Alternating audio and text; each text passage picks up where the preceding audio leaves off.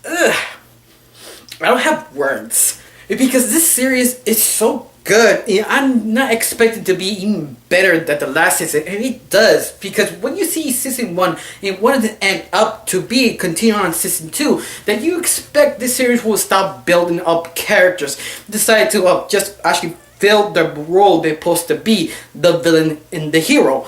But no, they actually still continue building character. You can still see the decisions each character must take and question this is the right decision to the point of view of the person who trying to be evil and the point of person trying to be a hero. That in itself is kind of fascinating because usually when you see a show like this, it's always one-sided. On top of this series is so mature and wise. I mean, they usually see other shows do the same thing, trying to be wise. Sometimes they hit out the mark, some of them just miss far away. But this one, it does it so well, so mature, so confident that you believe every little wisdom they spit out. Even they try to make mockery of the old trope of this wise person telling you, oh, never put all your eggs in one basket. Oh, that kind of trope of wisdom. But they actually nailed it every single time, and especially how each character you meet, you like. Even they're supposed to be despicable, nasty, and horrible people, you still like them. Even the messed up people, you just enjoy them because you know their background, you know who they are and why they're there. And some of them like to do horrible things, but sometimes it's not their choice, it's the only choice they have. And that itself is just fascinating. Especially how the whole series continue on to the two young prince that one of them realized he can't use magic anymore. That he wants you, but people telling him you can't because you don't have the part of heart to use magic. That magic part, that thing is so necessary to eliminate magic. And the sad is kind of interesting how they actually go out of the straight and kind of tell you bluntly, yeah, you never use magic. And you think, oh, so Larry, he gonna learn how to use magic because he's half something, some BS. This one doesn't. This ain't explained in a different way that everybody can use magic. The thing is, you need to understand how it actually works. And that's something that's interesting. I mean, it's not yet fully explored, but instead it's explored enough to understand how the world actually works and how the magic works. And that I'm just fascinating. Especially also his younger brother, the prince, that he knows his dad died. He knows everything is screwed up, but he's almost in a denial, trying to run away. And that himself, he actually does explain. But at the end, he had to grow up too. He realized he needs to become the responsible king now. That's just amazing because usually young characters who are trying naive, trying to be the hero, kind of cliche, kind of like Steven Universe and Steven himself, that try to be honest, trying to be good to people, all that. At a certain point, you have to stop doing that and realize you have to be responsible and grow up. And that itself is so tackled so well. It's just impressive because I love this character. I love each character, especially this young prince that becomes king. That I was shocked. Also, I'm shocked that how well they actually take care of the adults. Every time you see a kind of family animated show, the adults usually are idiots or morons or people who aren't capable to be responsible. This one, they actually do care of everyone, to the adults, to the young kids. It's all about respective and responsibility in how each one kind of takes it because their own point of view. And that, oh, that's so delicious.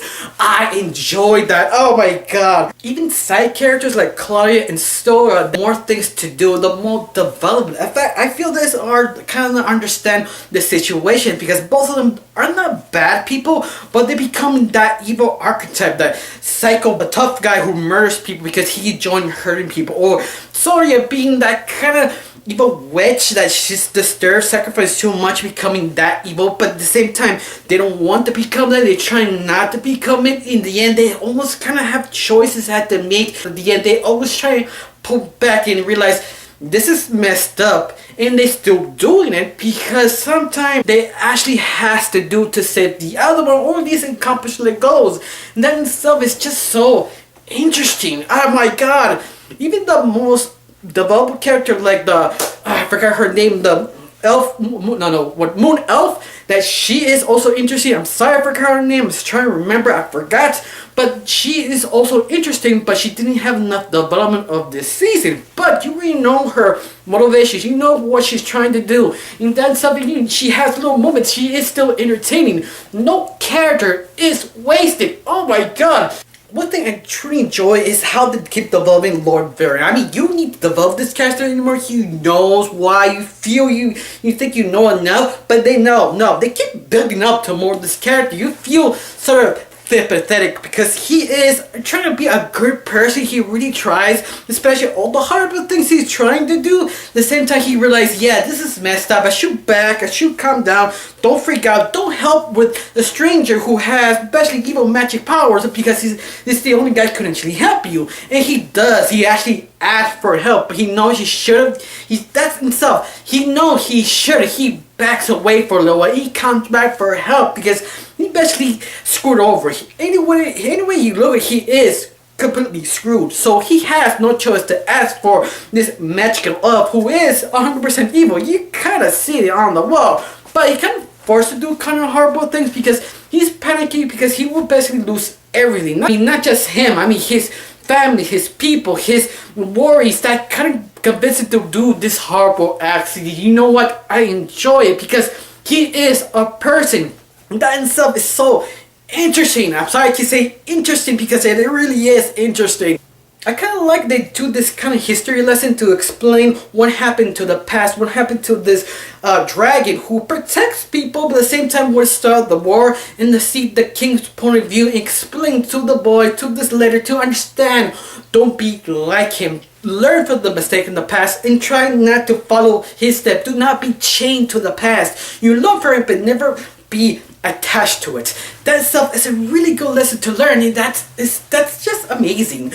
Also, I love how you have more depth to the king because it's one of the complaints they have. A lot of people said, yeah, the season 1, the king really didn't have a development. This one kind of fixes that because you can see why he is a great king, why people like him. You can see, yeah, you go, why you like this guy, especially with explaining more about the queen and giving also her personality and explanation what happened to her, especially the time period, is giving more depth and understanding to give it more meaning to the show. Yeah, I'm actually glad they do all that much. I mean, they shouldn't, but at the end they did, and you actually feel so rewarded. They actually explain perfectly.